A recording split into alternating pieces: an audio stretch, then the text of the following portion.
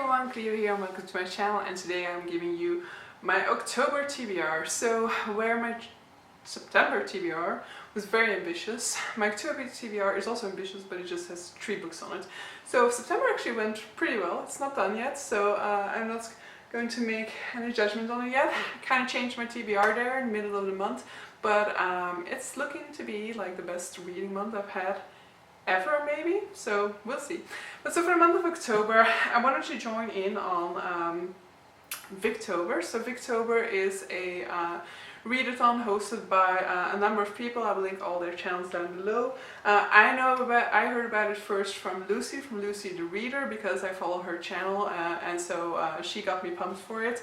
I kind of wanted to join with it, and in a part I'm going to be slightly joining it. I'm not doing the full readathon, I'm not doing all of the prompts, I'm just doing the group reads hopefully, and then one book that fits in with my 19 books for 2019 challenge that definitely needs to be getting on with. I mean, I have gotten quite good at it. I've gotten a lot of them out of the way. I think I've gotten 11 out of the 19 at this point, but we are also getting down to the wire. 3 more months to go. I'm putting one of the remaining books on my October TBR. That means there's still quite a lot of them to go in the remaining 2 months of the year. So hopefully I can make myself dedicate the month of November to my 19 for 19 TBR. But so yeah, let's get to the Victober part of it. So the Victober is all about reading Victorian literature.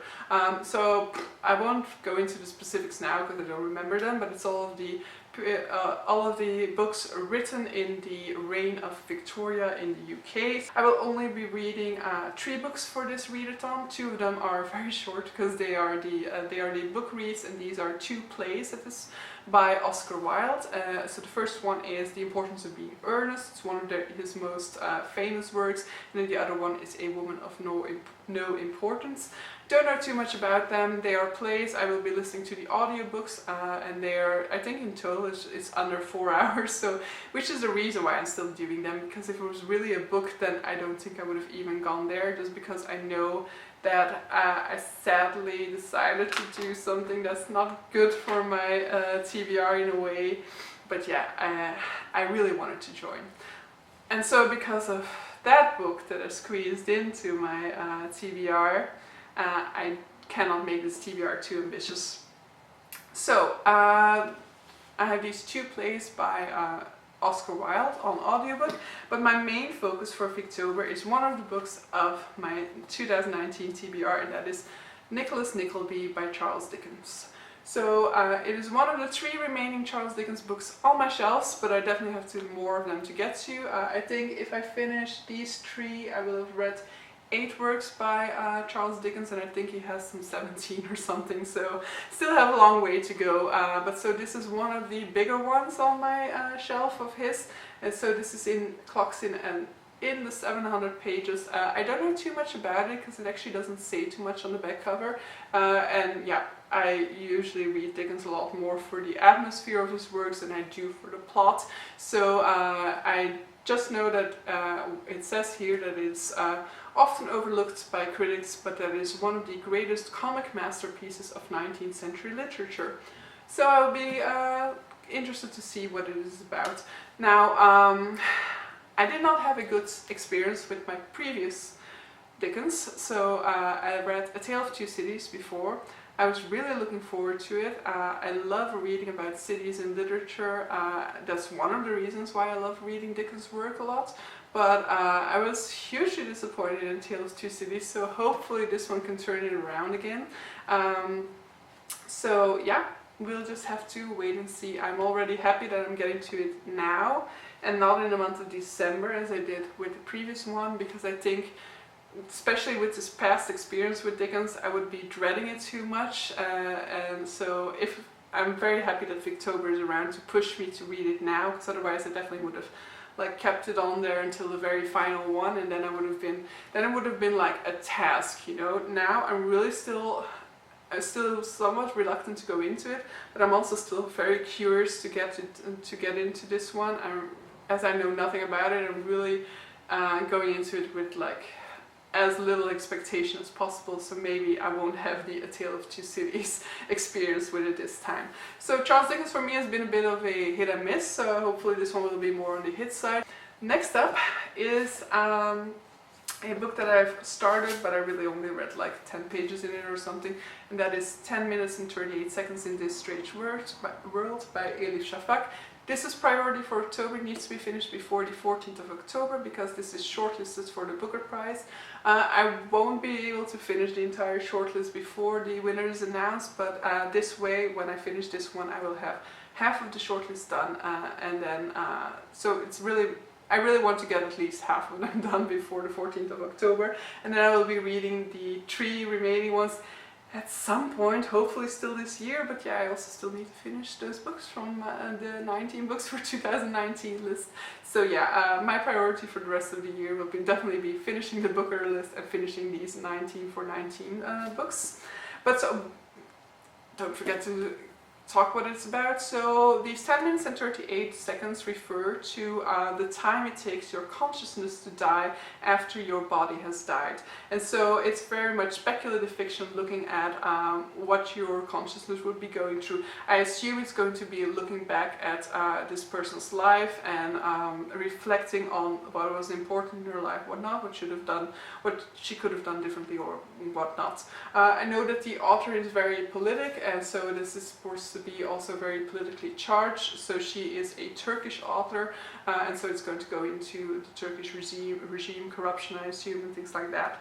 But yeah, I've not read anything by her before. I know that it seems to be an author that you either hate or love, so we'll see where I fall on the scale.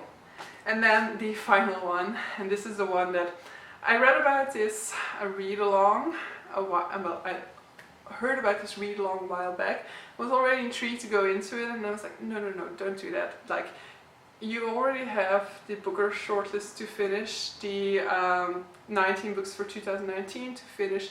Don't give you might still be able to do that this year, so don't bring 3 huge books into your TBR for the end of the year. But yeah, I'm doing it regardless. So Ellie from a channel named Elliot Brooks is hosting a read-along for the Stormlight Archive series in order to catch up on them before the 4th one will maybe be released next year, because we don't have a release date for it yet, but there's a possibility that it will be next year. So I finished the 3rd one this year still. I finished books 1 and 2 last year, so for me it's definitely not a case of not remembering or anything like that. So we will be reading The Way of Kings in October. We're reading Words of Radiance in November and Oathbringer in December. There's also actually a intermediary novella, Edge Dancer, which I guess I will be finishing somewhere in November as well then, I guess. I don't know whether we'll be rereading that or not, but you should be reading in between the 2nd and the 3rd one, so maybe.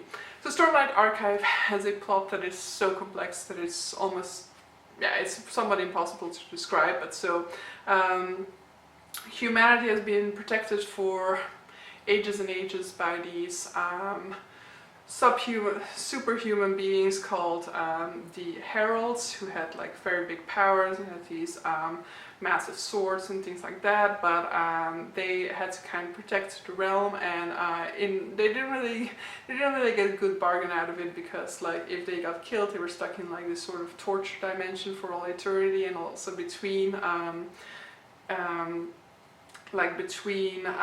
fights between the big clashes in the history, they were also stuck in that dimension. So basically got a very shitty deal. I will link a video down below in case you want a more comprehensive look at the mythology of this world. And so at the beginning of Stormlight Archive, the Heralds kind of say enough is enough, and they kind of go into hiding, and they decide to no longer protect humanity. And then of course we see a sort of slow rise again of this evil force throughout the 1st book. In total, the series is going to contain 10 books. We are following multiple perspectives. At this point we have in this book I think we have 4 main perspectives.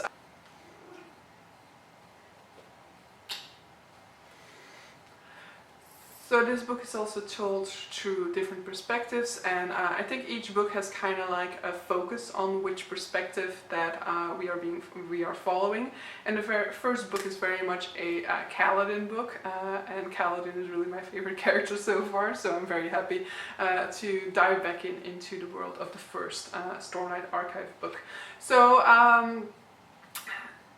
this is ambitious because in this mass market paperback that I have, it's 1,252 pages, means an average of 40 pages a day for me to read, but I also have the 700 plus Charles Dickens to read.